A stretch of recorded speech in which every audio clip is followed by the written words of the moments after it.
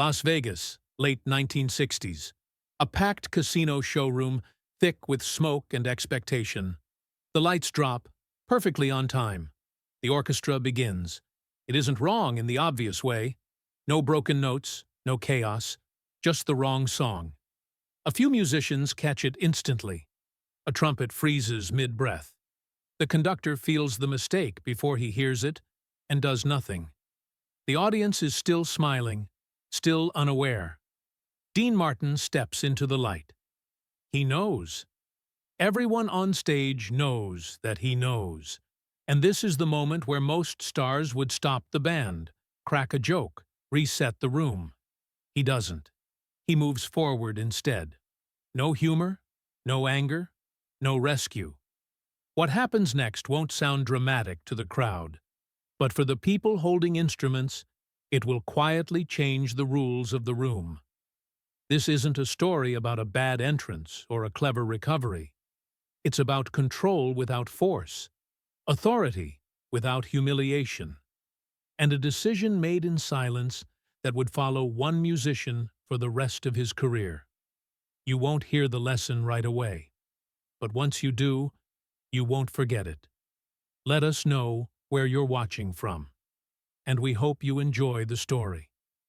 The house was full in that specific way that only happened on nights with real money on the line. Not loud yet, not restless, just expectant. The kind of crowd that had dressed carefully, arrived early, and believed it already knew how the evening would go. A big contract, a familiar name, a smooth set that would roll forward without friction and send everyone home satisfied. Backstage, the orchestra sat in a loose half-circle, jackets buttoned, instruments already warm. They weren't Dean's regulars, good players, seasoned professionals, but hired for the run, not part of the unspoken rhythm that came from years of working together. They knew the book. They knew the tempos. What they didn't have was rehearsal time with him, because there wasn't any. That wasn't negligence. That was how he worked. Everyone in the business knew it. Dean Martin didn't lock himself into rigid starts or scripted pacing. He stepped onto a stage and felt his way forward. The conductor checked his watch again. The cue was simple, a familiar introduction. Safe, comfortable, almost interchangeable with another song in the same key family. And that was the danger. When his baton came down, the first notes were confident. Too confident. Half a bar in, his shoulders stiffened. The harmony wasn't wrong in the obvious sense, but it wasn't right either. A cousin of the song, close enough to pass for a moment, wrong enough to unravel everything if it continued. He saw it instantly. So did two players in the brass section. One of them glanced up, searching for a stop, a correction, anything. But the curtain was already moving. Dean was already walking. Stopping now would be louder than the mistake itself. The conductor made a decision that felt smaller than it was. He let it run. One of the musicians tried to fix it. A subtle shift, an improvised bridge meant to steer the melody back on course. It only tangled things further. The rhythm section hesitated. The opening lost its clean edge. Out front, the audience leaned in, mistaking uncertainty for intention. A few early claps rippled through the room, mistimed but enthusiastic. Dean reached the microphone as the introduction stretched a beat longer than it should have. He didn't smile right away. His eyes moved, not scanning the crowd, but the band. A fraction of a second too long on the conductor. Another on the pianist's hands. He knew exactly where he was, and where he wasn't supposed to be. The music kept going. The silence between the notes thickened. This wasn't a harmless slip. It was the kind of moment where control either vanished or changed hands. Dean stood there, breathing evenly, letting the wrong song exist in full view. No raised eyebrow. No signal to stop. Just a measured inhale. steady as if this had been planned all along. And then he leaned into the microphone, not to halt the music, but to meet it where it was. He entered the wrong song without flinching, and that alone unsettled the orchestra. Instead of forcing the familiar opening line, Dean bent the first phrase sideways, reshaping it to fit the melody that shouldn't have been there. He didn't fight the tempo. He softened it, stretched the consonants, delayed the vowels, letting the lyric hover just behind the beat. What came out wasn't a mistake and not a joke. It was something new, something fragile that only worked because it wasn't trying to prove itself. The pianist froze for half a second, then followed.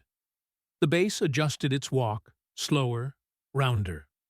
The brass, confused, pulled back instead of pushing through. For a brief, dangerous moment, the band and the singer were no longer aligned by sheet music, only by attention. Dean shifted again. He skipped the line everyone expected, the one that usually signaled the build, the comfortable rise where the orchestra could relax into muscle memory. Instead, he stayed low, quiet, almost conversational. It forced the players to listen instead of anticipate. A murmur moved through the front rows. This didn't sound like the record. It didn't sound like last night's show. Some thought it was deliberate brilliance. Others sensed something else. A wire stretched tight under calm shoes. Dean turned his head slightly, not enough to look like a cue. Just enough. Then he spoke into the mic softly, as if to the room, but aimed past it. Let's take our time. No laugh followed, no punchline. The sentence landed without decoration, a compliment on the surface, a direction underneath. The conductor hesitated, then lowered his baton a fraction. He stopped leading and started watching. It was subtle, but the orchestra felt it immediately. The power had shifted without confrontation, without words. They were no longer pulling Dean forward. They were being pulled. The melody realigned, not snapped into place, eased. The wrong introduction dissolved into something workable, almost elegant. What had started as an error now felt intentional, but only to those who understood how close it had come to collapse. Dean's voice stayed even. No strain, no insistence. He didn't announce control. He exercised it by refusing to rush. The band followed because there was nothing else to do. In the house, people leaned back into their seats, comfort returning. Whatever had been off seemed resolved. Applause waited patiently for the right moment. On stage, no one relaxed. The song was now correct, technically. But the rules had changed. The orchestra wasn't leading anymore. It was listening. The pause came from nowhere. Dean reached the middle of the number. Not a dramatic peak, not a clean transition, and simply stopped. No raised hand, no signal to cut. His voice fell away mid-breath, as if the thought had ended before the sentence. For half a measure, the orchestra kept going on momentum alone. A reflex. Fingers finishing what the mind hadn't caught up to yet. Then the sound thinned, collapsed inward, and disappeared. What followed was not the polite quiet of a listening audience. It was absolute silence. No coughs, no shifting in seats. Even the glasses in the room seemed to hold still. The kind of silence that doesn't belong to a pause in entertainment, but to a moment when everyone senses that something irreversible has already happened. Dean didn't look out into the house. He turned toward the orchestra. Not sharply, not with accusation. Just enough to make it clear who this moment was for. His face carried no irritation, no humor. Only attention. He let the silence stretch past comfort, past etiquette, into something almost private, as if the hall were no longer there. When he spoke, it wasn't projected. It didn't need to be. The microphone carried it anyway. Listen to each other. That was all. No lecture, no explanation, no softening joke to rescue the room. 4 words, delivered evenly, without weight, and yet heavier than any reprimand could have been. He didn't say who had erred. He didn't say what went wrong. He didn't even imply fault. What he offered instead was recognition, an acknowledgment that they were capable of more than following charts or reacting to panic. The conductor swallowed. One of the horn players lowered his instrument, realizing his hands had been clenched. A violinist exhaled, slow, as if she had been holding her breath since the opening bar. Dean waited. The silence lingered long enough to make the audience uneasy. This wasn't showmanship, they recognized. This wasn't banter or charm. It was something closer to trust being placed, carefully, deliberately, in full view of strangers. The first applause didn't come from the expensive tables near the stage. It came from the back. A single clap, then another. Unsure, respectful. The sound never swelled. It didn't need to. Dean gave a small nod. Not approval, permission. The conductor lifted his baton again, slower this time. The count-in was almost imperceptible. When the orchestra began, it wasn't louder or cleaner. It was attentive. Every entrance felt chosen. Every note carried awareness of the others. The music breathed as a unit instead of pushing forward on habit. Dean stepped back into the song as if he had never left it. To the audience, the interruption would fade into memory as an unusual flourish, maybe even brilliance. To the people on stage, it would remain something else entirely. The music moved on. The lesson stayed. From the house, it looked settled. The song flowed to its ending without another visible fracture. Dean moved smoothly into the next number, then the one after that, each transition clean enough to erase any suspicion that something unusual had occurred. Laughter came at the right places. Applause arrived on cue. Glasses were lifted. Conversations leaned closer. The audience relaxed into the familiar comfort of a professional evening delivered as promised. On stage, no one mistook calm for ease. The orchestra played with a different posture now. Eyes up more often, ears sharper than before. Pages turned more carefully. The earlier mistake had not vanished. It had changed the air. Every musician knew they were inside a moment that could still tilt in either direction, and that knowledge kept them alert in a way no rehearsal ever had. Halfway through the set, Dean did something that wasn't on the program.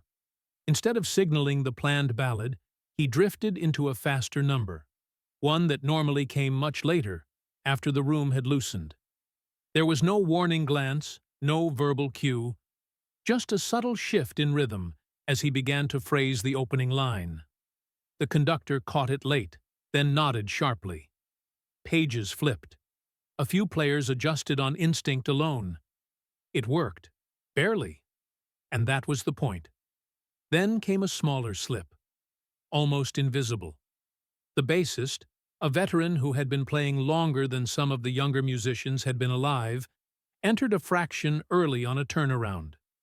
A clean note, strong tone, just not where it belonged. Dean heard it. The audience didn't. He turned slightly toward the rhythm section and extended the phrase, opening space where there shouldn't have been any. Then, without announcement, he stepped aside and nodded, not to the conductor, but to the bassist. "Take it." The man froze for an instant, then understood. He leaned into a brief solo. Nothing flashy, just enough to claim the moment. What could have been a quiet embarrassment transformed into focus. The band adjusted around him. The note that had arrived too soon became the start of something intentional. Applause followed, warm and approving. The bassist straightened, color rising in his face. Not from exposure, but relief. Dean smiled then. Not broadly, just enough. From the seats, it read as generosity. From the stage, it was something else entirely. Protection without rescue, authority without display. He hadn't corrected the error. He had absorbed it and given it back as confidence. By the final number, the orchestra was no longer tense, but it wasn't loose either. They were engaged in a way that demanded presence. Every cue mattered. Every breath counted. The ovation at the end came quickly and loudly. People stood. They always did. The night would be remembered as another flawless performance by a man who made everything look easy. As Dean took his bow, the musicians remained where they were, aware that what had mattered most had already happened, and that the most important conversation had yet to begin. Backstage didn't carry the echo of applause. It never did. The air was flatter there, heavier, stripped of ceremony. Jackets were loosened, mouthpieces wiped, cases opened and shut with careful hands. No one spoke above a murmur. They were waiting, not for praise, that would have felt wrong, but for judgment. In rooms like this, silence from the star often meant something worse than anger. Sarcasm, a story retold later, a name quietly crossed off a list. Dean came in alone. No drink, no entourage. His jacket was still on, tie loosened just enough to suggest fatigue rather than ease. He didn't take the center of the room. He leaned against a table, casual in posture but deliberate in stillness, and let his eyes move across the group before speaking. Not to the conductor, to everyone. That opening was on me. The words didn't land immediately. A few musicians exchanged glances, unsure if they'd heard correctly. Dean continued, his voice level, neither defensive nor performative. I didn't give you a clean signal. I know my habits. Tonight, they didn't help. No one interrupted him. No one tried to correct him. The hierarchy everyone expected, star above, hired hands below, cracked without ceremony. He talked about timing, about rooms that sound different when they're full, about how charts can look right and still betray you under lights. Then, briefly, he stepped away from the present. I've been on stages where one bad entrance meant you didn't get asked back, he said.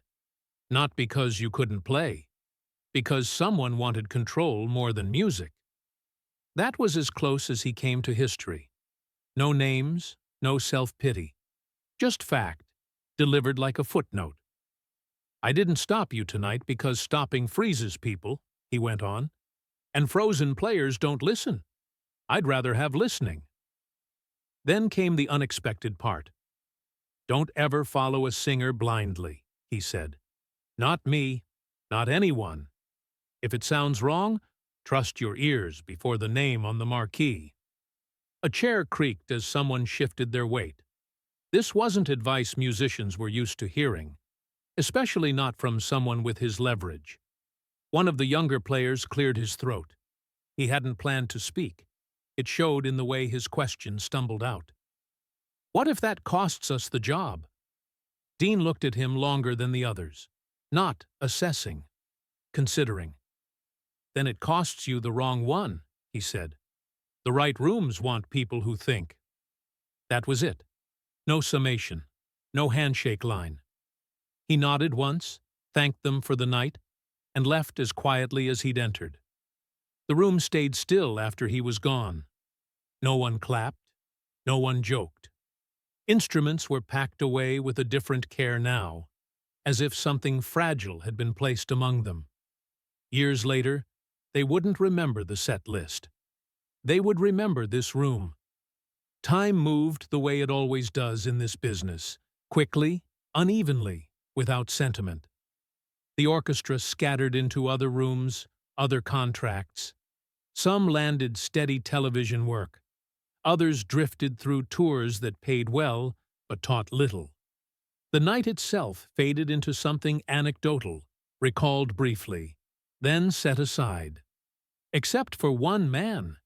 He wasn't the conductor. He wasn't the soloist anyone remembered. He played a supporting chair, the kind that rarely drew attention unless something went wrong. And months later, something did. It happened during a live broadcast. Different city, different soundstage, bright lights, unforgiving clocks. A cue missed its mark, not loudly, not disastrously, but enough to bend the structure of the piece. The singer hesitated. The control booth tensed. This was the kind of slip that usually triggered a full stop and a commercial break apology. He felt the instinct rise, freeze, wait for correction, protect the hierarchy. Instead, he heard something else. Not a voice. A memory of posture, of silence being allowed to exist without panic, of a singer who had stood still and refused to make fear contagious. He adjusted, shifted harmony, signaled with his shoulder instead of his eyes. The move wasn't technically sanctioned, and he knew it. But it worked. The song held together long enough to reach its ending. Applause came on schedule. Backstage, the producer didn't wait. "What the hell was that?" he demanded. "You don't freelance on my floor." There was no argument to be made. The music had survived, but the rules had been bent. The musician nodded, accepted the reprimand, already bracing for consequences. Then a man he barely knew, someone from the industry, older, quieter, stepped in as the room thinned. "You kept it alive," he said simply. Most people would have stopped it. The phrase landed hard. It was too close, too precise. That night, alone in his apartment, the memory surfaced fully. The wrong introduction, the held silence, the sentence spoken without heat. He realized the lesson hadn't been about authority at all. It had been about responsibility, about choosing motion over protection. He hadn't recognized it at the time because it hadn't felt like teaching. It had felt like respect. The reprimand faded. The broadcast replayed cleanly. Weeks passed. Work continued, but something fundamental had shifted. He listened differently now, trusted himself sooner, took responsibility without waiting for permission. He wondered once if the man who'd set it in motion ever knew. Years later, chance would answer that question, quietly, without announcement, when paths crossed again in a room that had nothing to do with applause. It was late in the decade, when the work no longer felt like a climb and hadn't yet become a farewell. No audience, no tickets. Just a studio holding its breath between takes, cables coiled neatly on the floor, coffee gone cold on a side table. The musician stood near the wall, older now, steadier. His name was known in rooms like this, not famous, but trusted. The kind of professional people asked for when things mattered. Dean was there for a brief recording segment. No showmanship, no orchestra, just a few players, a producer, the quiet efficiency of people who had done this too many times to dramatize it. They ended up side by side during a pause. Nothing ceremonial about it. The musician hadn't planned to speak. He never had. But the distance of years had softened the risk, and something in the stillness made it feel possible. "There was a night," he said, keeping his voice low. "Years ago. You probably don't remember it." Dean didn't respond right away.